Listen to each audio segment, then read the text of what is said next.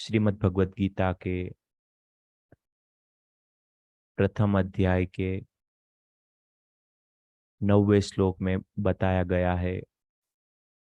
अन्ये च बहव शूरा मदर्थे व्यक्त जीविता नाना शस्त्र प्रहारणा सर्वे युद्ध विशारदा। मतलब कि अभी भी दुर्योधन अपने गुरु द्रोणाचार्य जी को अपनी जो योद्धा है, अपनी जो टीम है, उसके बारे में बड़ी बड़ी बातें कर रहा है कि हमारे सेना जो है उसमें बहुत बड़े बड़े योद्धा है, जैसे कि मेरे लिए जीवन की आशा त्याग देने वाले बहुत से शूरवीर, अनेक प्रकार के शस्त्रों से सुसज्जित और सब के सब युद्ध में चतुर है, ऐसा दुर्योधन अपने गुरु द्रोणाचार्य जी को बता रहे हैं। कहीं ना कहीं उसको अंदर एक डर तो रहता ही है कि कहीं ना कहीं वो अधर्म के रास्ते पे है, कहीं ना कहीं वो असत्य के साथ में है।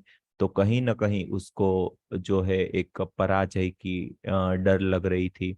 तो उसी डर को छुपाने के लिए वो अपनी बड़ी बड़ी बातें कर रहा था, मतलब कि अपने पास बड़े बड़े योद्धा है, अपने पास बड़े बड़े शस्त्र है, ऐसा दुर्योधन अपने गुरु द्रोणाचार्य को बता रहे थे। तो दोस्तों, ऐसा ही होता है, हमारी बुद्धि जब काम करती होती है, हमारा दिमाग जब काम करता होता है, तब यही चीज घटित होती है कि हमारी बुद्धि है हमको अ, सत्य से रास्ते से, सात्विक रास्ते से भटका देती है, और जो है एक विकट परिस्थिति में लाके खड़ा कर देती है। तो हमें यही देखना है कि कभी भी हमें हमारी दुर्बुद्धि से बिल्कुल नहीं चलना है। हमें एक धर्म के रास्ते पे अच्छाई के साथ में चलना है। जो भी हमारा है वही हमें भुगतना है, किसी के हक का कभी भी लेने का प्रयास नहीं करना है। बिना मेहनत के कुछ भी लेने का प्रयास बिल्कुल नहीं करना है। हमें जो भी मिलता है उसी से खुश रहने का प्रयास करना है, और लाइफ में जो भी आए उसको एक्सेप्ट करके खुशी से धीरे धीरे आगे बढ़ना है। ना तो ज्यादा दिमाग चलाने का प्रयास करना है, ना तो ज्यादा सोचने का प्रयास करना है।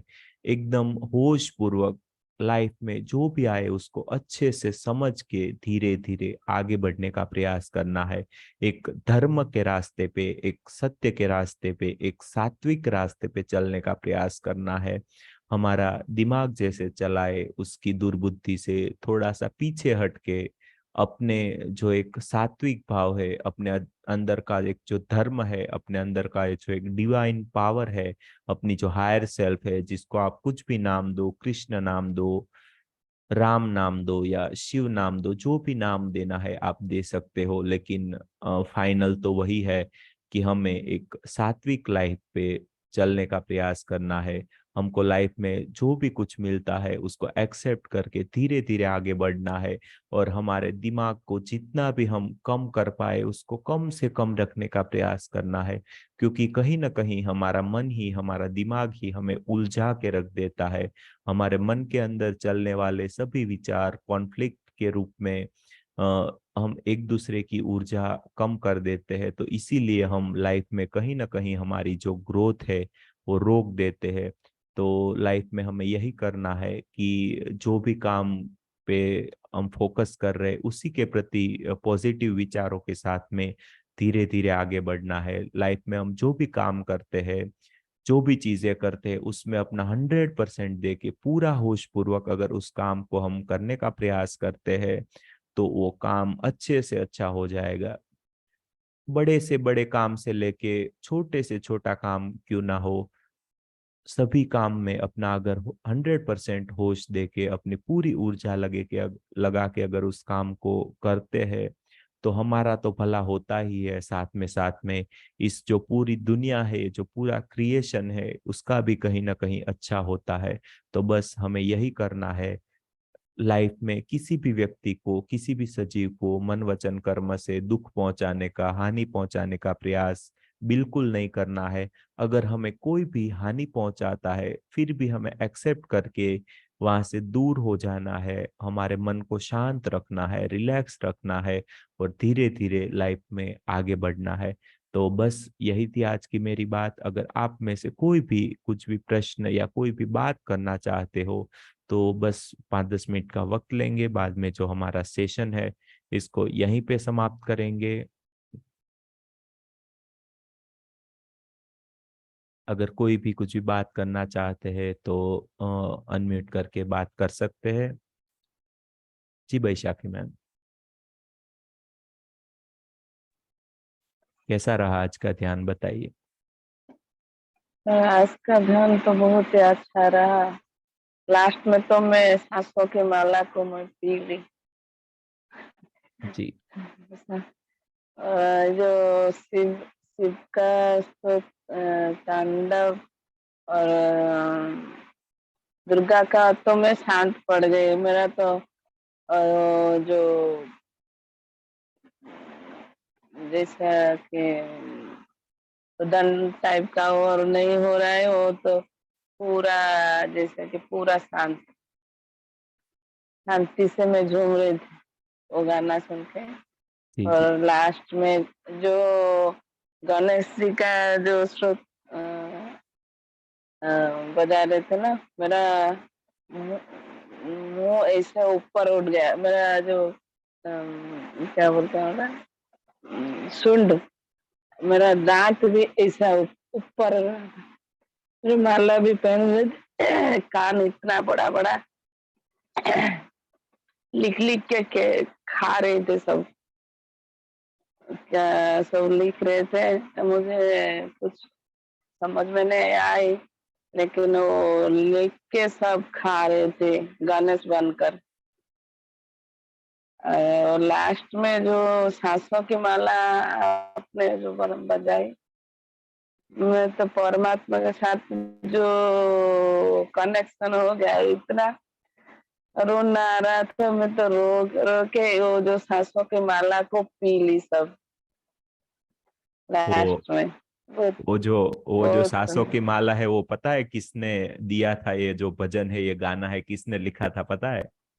नहीं सुन।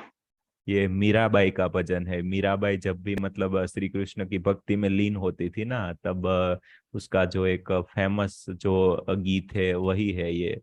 तो हमें कहीं ना कहीं हम सोचते हैं ना कि ये जो मीराबाई है वो सब बड़े बड़े भक्त हो गए, वो उसको भी कहीं ना कहीं अपनी जो श्वास पे है उसका कहीं ना कहीं पता था। तो अपनी श्वासों के साथ में ही वो अपने पीयू का, जो अपने पी का सुमिरन करते हैं, जिसको आप परमेश्वर बोलो, भगवान बोलो, श्री कृष्ण बोलो, या जो भी नाम देना है दे सकते हैं।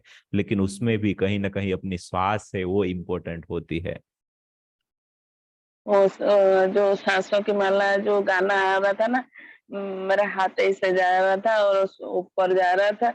फिर सांसों को लेके मैं जो माला बन के खा रही थी, सब पी गई। जी जी थैंक यू सर, बहुत ही अच्छा रहा। लास्ट में तो मैं बयान नहीं कर सकती जैसा हो रहा था। जी जी, थैंक यू बहुत ही सो सुंदर। मच। बोलिए बेला मैम, क्या बोलना चाहती है? हाँ, मुझे मुझे एक क्वेश्चन, मेरे पास एक क्वेश्चन था कि जैसे अभी आपने बोला कि जो भी है जीवन में उसको स्वीकृति रहनी चाहिए हमारे अंदर। पर एक प्रॉब्लम ऐसा है मेरी लाइफ में कि मैं उसको स्वीकार, यानी मुझे लगता है कि मैं स्वीकार करना चाहती हूँ लेकिन कर नहीं पा रही हूँ। मेरा बेटा है 21 वर्ष का, वो बचपन से उसको डाउन सिंड्रोम है। तो उसके लिए हम काफ़ी कुछ ट्रीटमेंट भी करे, लेकिन ट्रीटमेंट में जब नहीं हमको रिज़ल्ट मिले तो हम अध्यात्म से भी जुड़े हुए और हमारे गुरु की शरण में भी हैं हम। लेकिन फिर भी मन में लग रहा है कि हम उसको शायद स्वीकार नहीं कर पा रहे हैं, क्योंकि उसका जो रहता है मन में वो निकलता नहीं है। तो कहीं न कहीं रहता है कि कैसे भी अच्छा हो जाए पूरी तरह, और उसमें बदलाव बहुत आए गुरु के शरण में जाने के बाद। लेकिन जब तक वो 100% नहीं है, और पता नहीं बचपन से है तो 100% वो आ सकता है कि नहीं, हमको ये लगता है। तो हम उसको कैसे स्वीकार करें, हमें बताइए? वो उसके लिए स्वीकृति नहीं आ रही हमारे मन में।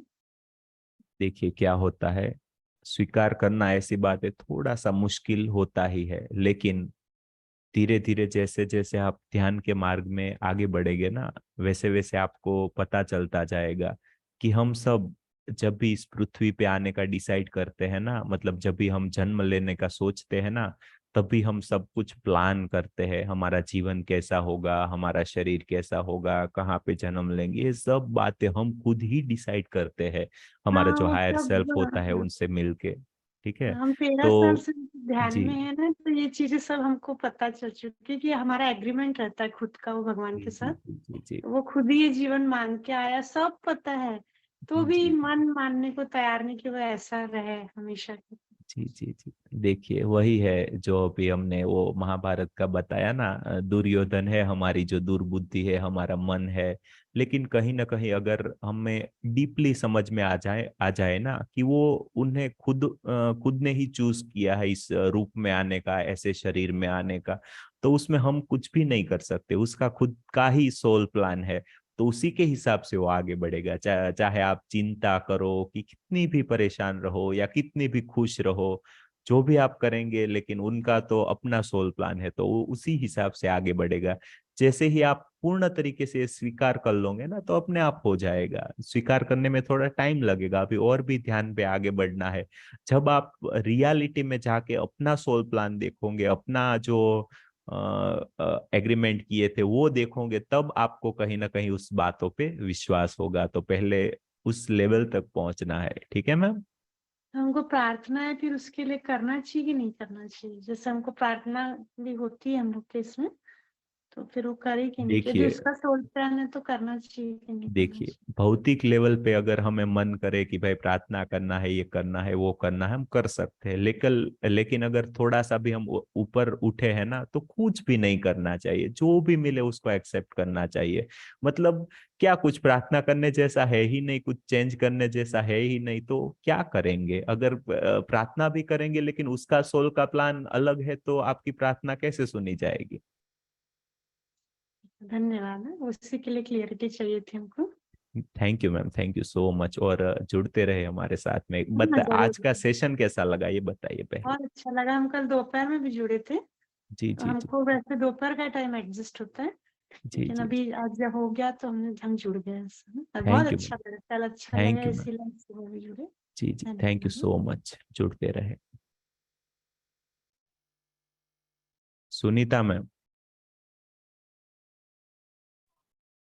आत्मवंदन सर। ये कैसी अच्छी अच्छी जगह पे बैठ के हमको जी अभी ललचा रहे हैं आप। अभी अब हम छत के ऊपर है। जी सोचा प्रकृति के पास थोड़ा बैठ जाऊं, घर में जो नहीं मिलता ना, बाहर थोड़ा और ही अच्छा लगता है। बिल्कुल बिल्कुल। बहुत अच्छी बात है। कैसा रहा तो ध्यान बताइए।